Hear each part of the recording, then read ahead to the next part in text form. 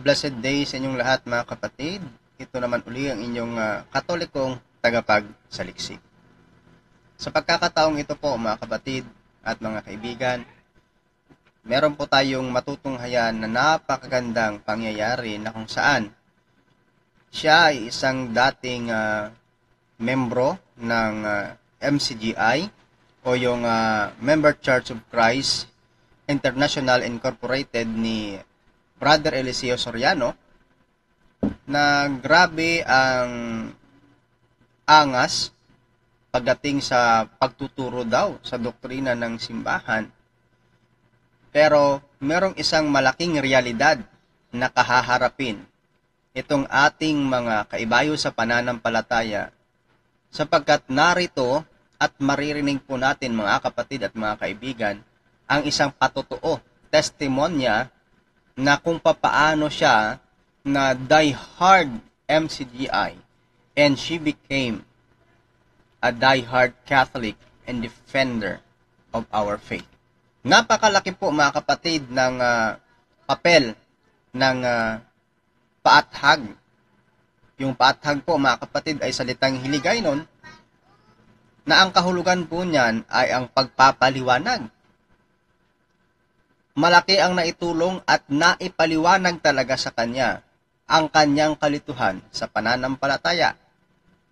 Atin pong pakinggan ang ating kapatid sa pananampalataya na siya ay isang dati na MCGI na ngayon ay matatag na Magandang araw, ako po si Daisy Alcala, kailang sis DJ nung dating nasa ADD pa.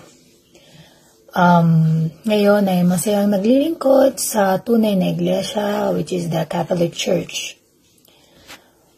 This video is intended to prove na may naghamon kay Brother Eli nung buhay pa siya na Catholic apologist na sinasabi ng mga taga-ADD na wala daw na naghamon sa kanya. So, paano ko ba nakilala si Brother Eli? Through his program, Itanong Mo Kay Soriano, before going to Canada. And dun din po ako naanib. Hangang-hanga ako kay Brother Eli kasi talagang very confident at magaling siyang sumagot sa mga tanong. Fast forward, bumalik ako ng Pilipinas dahil sa kagustuhan ng asawa ko na mailayo ako sa ADD. Sa paghahanap niya ng kasagutan ay nakilala niya si Brother Dwayne na apologist na sumulat na before ng hamon kay Brother Eli na may basbas ng Archbishop. That was year 2014. Nabanggit sa akin ng asawa ko si Brother Dwayne, kaya naman ni-research ko siya at nakita ko na may mga write-ups nga sa kanya at hinahamon niya nga si Brother Eli about King James Version.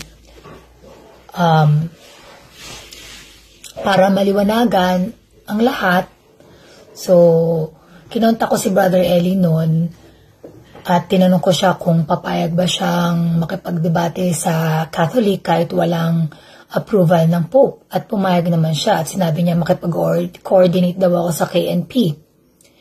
Nakipag-coordinate ako kay Brad Don noon na nasa Peru at sinabi niya na makipag-usap daw ako kay Brad Mel. Nang nakausap ko naman si Brad Mel, ang sinabi sa akin ni Brad Mel ay mas mabuti daw na leader to leader ang magdedebate. So, in short, ang gusto nila, Pope versus Brad Eli. So, pinaikot-ikot nila ako. Ang tagal ng response, paulit-ulit akong nakikiusap sa kanila noon. Sinabi pa ni Brother Eli na bayaran daw si Brother Dwayne, kaya siguro ayaw makipagdebate. Hanggang walang nangyaring debate, mga around 2015 yon, meron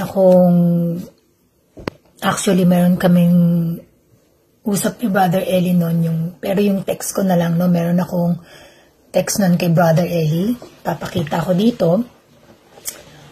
So since nung hamon ni Brother Dwayne, that was 2014, nung nakipag-usap ako kay Brother Eli, na yun nga, makipagdebate si Brother Dwayne sa kanya. 2015, that was 1 year gap. So, ang tagal. Nadismaya talaga ako kasi nahalata ako talaga na pinaikot-ikot nila ako. Pero, syempre, in denial pa rin ako na inisip ko na baka nga bayaran si Brother Dwayne kaya ayaw makipagdebate. Pero naisip ko rin kung bayaran, ano naman, 'di ba? Kasi wala naman din sigurong rason kung bakit hindi makikipagdebate. Lalabas at lalabas yung katotohanan kung sino ba ang nagsisinungaling. Pero yun na nga, hindi naman natuloy ang debate hanggang namatay na lang si Brother Eli. Pumunta si Brother Dwayne sa bahay namin at may humarap na manggagawa sa kanya, pero sa totoo lang, wala na akong interest noon na makinig sa debate nila dahil feeling ko wala namang patutunguhan. Ang ginawa ko, ako mismo yung nag-research at naghanap ng patunay kung may mali ba ang turo ng iglesia, ng ADD. Nung nag-research ako, nahalata ko na yung mga video sa YouTube na napapanood ko noon ay isa-isang nawawala.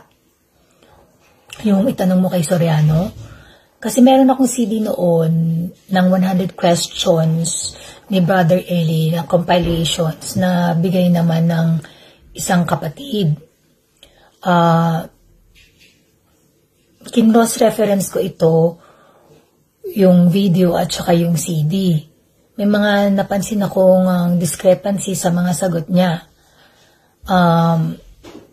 Yung compilation nito, hindi isang taon lang, years siguro yung pagitan. Pero may isang sinabi kasi si Brother Eli doon na nakatawag sa akin talaga ng pansin.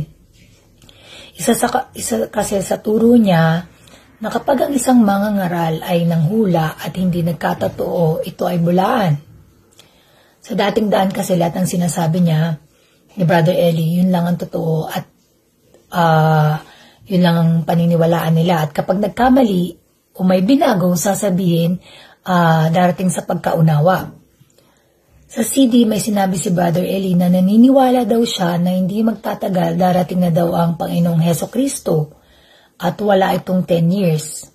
Yung CD around 2005-2007 yata na compile or I don't know, na nung pinakinggan ko yun, 2015 na. Pero it really doesn't matter now kasi anong petsa na ngayon. Nauna na siya, wala pa rin ang Panginoong Hesukristo. Doon na nag-umpisa na binuksan ko yung isip ko na mag-aral ng Catholic faith. Although, yung puso ko pa rin nasa ADD pa rin noon. Pero pinilit kong buksan yung isip ko para pag-aralan. Sa pag-aaral ko, napatunayan ko na lahat ng paratang nila about Catholic faith ay mali. Masyadong malawak at malalim ang history ng church, kaya hanggang ngayon patuloy pa rin akong nag-aaral. At isa pa sa na-remember ko, ewan ko kung may connection to, pero nung hindi na ako dumadalo noon, sa Catholic na ako dumadalo, may paulit-ulit na nag-hack ng account ko at ng husband ko from Brazil. So, kayo na lang po ang magpaliwanag nun. So, ang payo ko lang sa mga kapatid na natin dyan sa ADD, ay sana buksan nyo ang isip at puso ninyo, mag-aral din kayo. Naiintindihan ko na mahirap para sa inyo dahil yan ang aral nila na yan lang ang totoo at huwag makikinig sa iba. Ini-instill din nila yung takot. Pero kung gusto ninyo talaga malaman ang totoo, mag-aral kayo. Na walang bias, magsaliksik kayo. Sino ba naman ang ayaw maligtas? So maraming salamat po at sana nakapagbigay ako ng mahalagang impormasyon sa mga kapatid natin dyan sa ADD. Salamat. Maraming salamat po mga kapatid at mga kaibigan sa inyo pong pagtangkilik dito sa atin pong YouTube channel Katolikong Tagapagsaliksik. Sana po ay nakatulong ang video ito at sana po mga kapatid ay huwag po kayong makakalimot sa pag-subscribe, sa pag-share at sa pag-hit ng notification bell para lagi po kayong updated sa mga videos natin pong i-upload dito sa ating YouTube channel. Sa Diyos po ang lahat ng papuri, Prodeo et Ecclesia. To make his message known is our responsibility.